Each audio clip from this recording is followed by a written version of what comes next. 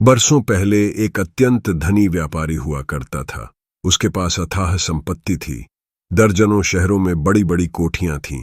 गाड़ी घोड़े नौकर चाकर के साथ तमाम सुविधाएं मौजूद थीं।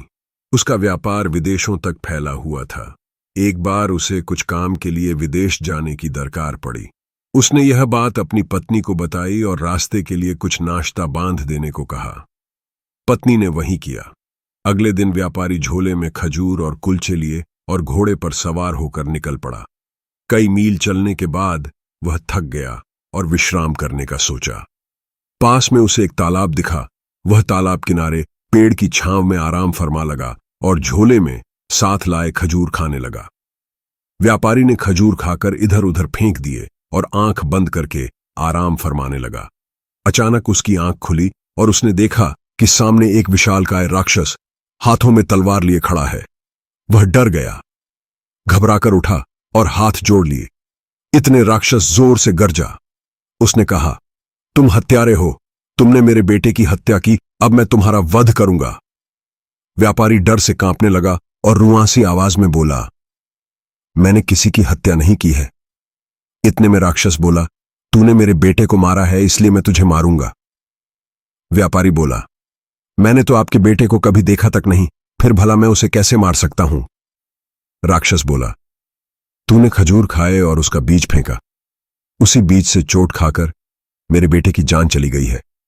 व्यापारी बोला, मैंने जानबूझकर किसी की जान नहीं ली, आप मुझे क्षमा कर दीजिए। राक्षस चिल्लाया, मैं क्षमा नहीं केवल प्रतिशोध जानता हूं। मैं तुम्हारी जान लूंगा, तभी मेरे पुत्र को न्याय मिलेगा। इतना कहते ही राक्षस ने व्यापारी का गला पकड़ा, उसे मारने को आतुर हो गया। व्यापारी रोता रहा, गिड़गिड़ा रहा और अपने प्राणों की भीख मांगता रहा, लेकिन राक्षस ने उसकी एक नहीं सुनी। जैसे ही उसने व्यापारी के प्राण लेने के लिए तलवार निकाली, वैसे ही व्यापारी बोला, एक बार मेरी बात सुन लीजिए। इतनी कहानी बताकर शहरजाद चुप हो गई। उसने खिड़की से बाहर देखा कि रात बीत गई है और उजाला हो गया है। इतने में छोटी बहन दुनियाजाद बोली, दीदी कहानी में आगे क्या हुआ? क्या व्यापारी मारा गया? शहरजाद बोली, बादशाह के नमाज पढ़ने का वक्त हो गया है। तो दुनियाजाद बोली, लेकिन आगे की कहानी? शहरजाद बोली, अगर बादशाह मुझे आज जीवित रहने की अनुमति दें तो आगे की कहानी तुम्हें कल अवश्य सुनाऊंगी। बादशाह शहरयार बिस्तर से उठे और कक्ष से बाहर आ गए। उन्हें भी कहानी पसंद आ रही थी, इसीलिए उन्होंने शहरजाद की मृत्यु अल्पकाल के लिए रोक दी। उन्होंने सोचा कि कहानी खत्म होने तक वे शहरजाद को नहीं मरवाएंगे। तैयार होकर वे मंत्रिमंडल के बीच आए, जहां मंत्री इस चिंता में डूबा खड़ा था कि आज उसे अपने हाथों से अपनी बेटी को मौत के मुंह में पहुंचाना है। वह बादशाह के आज्ञा की राह देखने लगा। काफी समय बीत गया, लेकिन बादशाह ने शहरजाद के लिए मृत्युदंड का फरमान नहीं सुनाया। उसे आश्चर्य तो हुआ, लेकिन उसने बादशाह से कुछ पूछा नहीं। किसी तरह दिन गुजरा। रात्रि भोज के बाद बादशाह शहरयार अपने कक्ष में पहुंचा, जहां शहरजाद और दुनियाजाद पहले से मौजूद थीं। सभी सो गए। कुछ देर बाद दुनियाजाद उठी और शहरजाद के पास आकर बोली, दीदी, व्यापारी के साथ क्या हुआ? मुझे बड़ी उत्सुकता है, मैं सो नहीं पा रही, कृपया आगे की कहानी सुनाओ। शहरजाद अनुमति के लिए बादशाह की ओर देखने लगी। बादशाह ने हां की मुद्रा में सिर हिलाया और खुद भी उठकर कहानी सुनने लगा। शहरजाद ने कहानी दोबारा शुरू की। व्यापारी की प्रार्थना करने पर राक्षस उसकी बात सुनने के लिए राजी हो गया। व्यापारी ने राक्षस का आभार किया और कहा, आप मुझे केवल 1 साल की मोहलत दें, ताकि मैं अपने अधूरे कामकाज निपटा आऊं, आखिरी बार परिवार से मिलाऊं, बीवी बच्चों को देख आऊं और उनके बीच जायदाद का बंटवारा कराऊं, ताकि मेरे जाने के बाद ये लोग आपस में लड़े ना और शांतिपूर्वक रहें। राक्षस चिल्लाता है, नहीं, तुम मुझे क्या बेवकूफ समझते हो जो मैं तुम्हें यहां से जाने दूंगा? तुम वापस आओगे, ये भला मैं कैसे मान लूं? अरे मौत के मुंह में कोई क्यों आएगा? व्यापारी बोला, मैं अपनी जुबान से कभी नहीं फिरता और मैं आपको जुबान दे रहा हूं।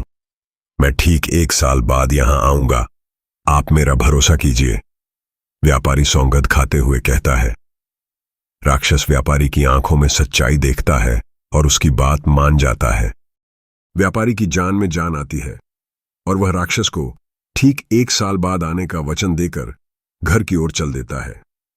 रास्ते भर व्यापारी यही सोचता रहा कि उसका जीवन मात्र 1 साल ही शेष है। जैसे ही वह घर पहुंचा तो अपने बीबी बच्चों को देखकर फूट फूट कर रोने लगा।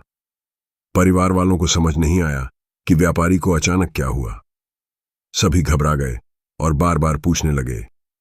व्यापारी ने खुद को किसी तरह संभाला और घर वालों को पूरी बात बताई। व्यापारी महज 1 साल का मेहमान है, ये सुनकर घर में मातम मच गया। सभी दहाड़े मारकर रोने बिलखने लगे। लेकिन व्यापारी ने सभी को संभाला और बोला, ये 1 साल मैं खुशी से जीना चाहता हूं और तुम सभी को खुश देखना चाहता हूं, इसलिए कोई रोएगा नहीं, सभी हंसते मुस्कुराते रहेंगे। घर वालों ने व्यापारी की बात मान ली।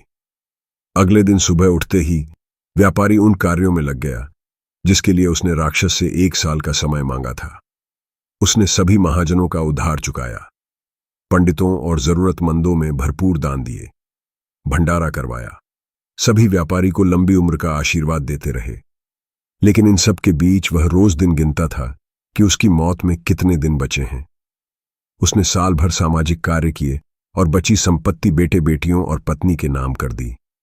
इन कार्यों में 1 साल कैसे बीत गया व्यापारी को पता ही न चला। आखिर व्यापारी के जाने का दिन आ गया। उस दिन घर में सुबह से ही चीख पुकार मच गया। परिवार वाले उससे लिपट कर रोने बिलखने लगे और व्यापारी की पत्नी को तो मानो लकवा मार गया था। अपने वचन के मान के लिए व्यापारी घोड़े पर सवार होकर निकला। मन ही मन सोच रहा था कि हर गज के साथ वह मृत्यु के करीब जा रहा था, लेकिन वह विवश था। लंबी दूरी तय करने के बाद वह उस जगह पर पहुंच गया जहां राक्षस ने उसे मिलने को कहा था। वह तालाब किनारे पेड़ की छांव में बैठकर राक्षस की राह देखने लगा। इतने में एक बुजुर्ग हिरण लिए पहुंचा। व्यापारी को परेशान देखकर बुजुर्ग बोला, तुम यहां इस तरह क्यों बैठे हो? तुम्हें पता होना चाहिए कि यह राक्षसों का इलाका है, अतः यहां से जाओ। व्यापारी बोला, स्वामी, मैं यहां राक्षस की ही राह देख रहा हूं। इतना सुनते ही बुजुर्ग बोला, क्या तुम पागल हो?